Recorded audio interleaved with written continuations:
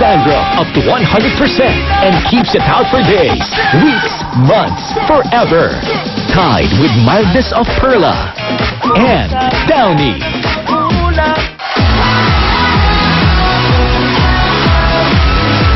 Tuloy ang pagsabog ng galing dito sa inyong paboritong talentadong Pinoy worldwide. Kahit ano, gagawin ng ating susunod na talentado para sa ikabubuhay ng kanyang pamilya. At maniwala po tayong lahat, talagang mahirap ang kanyang gagawin ngayong gabi. Pakinggan natin si Marcos Bondoc Jr.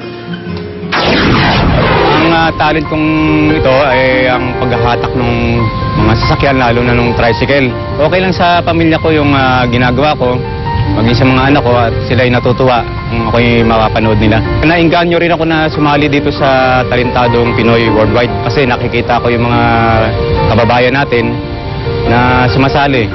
At naisip ko, bakit hindi ako sumali? Baka sakaling ako'y pala rin. Kung ano yung mga makikita ko mga gagawin ng mga kalahok dito, siguro kung hindi ko man mahigitan, mapantayan ko man lang. Paalala lamang po sa ating mga manonood, pawang mga eksperto lamang ang makakagawa ng sunod niyong makikita. Kaya't pakiusap po namin, huwag niyo po itong gagayahin kailanman. Pulling off a strong and extreme talent, please give it up for Boy Hila.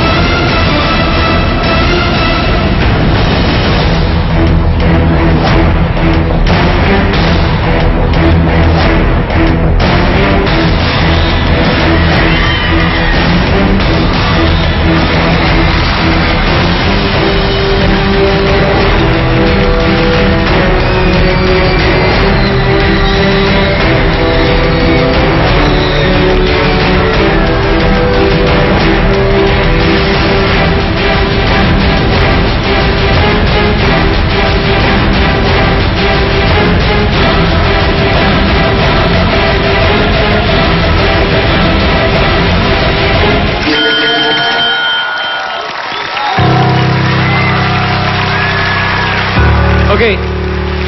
Kids, please do not try that at home. Even the adults, we suggest you do not try that at home. Sweet, ano sa palagay mo kay Boy Hila? Nakakaloka, ang tibay ng kanyang tenga. Samantalang ako pa naman, may sakit pa naman ako, bayat maya ako nagko-cotton buds na mali pala. Tapos minsan kasi pa nagko-cotton buds ako, parang minsan yung pa nasasobrahan, parang nasasaktan na yung tenga ko. Eto, parang kinoton buds ng tricycle yung tenga. Oo. Tapos pangalawa, yung sa ilong ba yung... Oo, ilong yung pangalawa, Ade, sa may bandang ilong na yon, Miss Lani, kasi... Buong muka actually. Parang buong muka buong mukha ibang mga tao, di ba? Ibang artista, for that matter, kung ano nilalagay sa mukha, nagpapabotox. Ito, tricycle lang pala ang katapat. Nakakashock, no? Kaya, ito naman din yung mga inaabangan ko rin sa talentado. Gusto ko rin yung nasushock ako paminsan-minsan, ano? So, kay Boy Hila, tawagan kita pag nasiraan ang kotse ko. Salamat po. Salamat, Sweet. Ano naman kaya masasabi ni Direk Joey at Lani sa kakabang talento ni Boy Hila? Alamin natin yan sa pagbabalik ng Talentadong Pinoy Worldwide! Bakit nasa sabi ni Direk ito? Kapal ng mukha mo. Anong inaangal ni Sweet? Yung shih tzu ko mukhang bulldog. At ang reaksyon ni Miss Lani? Ang daming i-audition pero nakuha pa ako. Tunghayan sa pagbabalik ng Talentadong Pinoy Worldwide!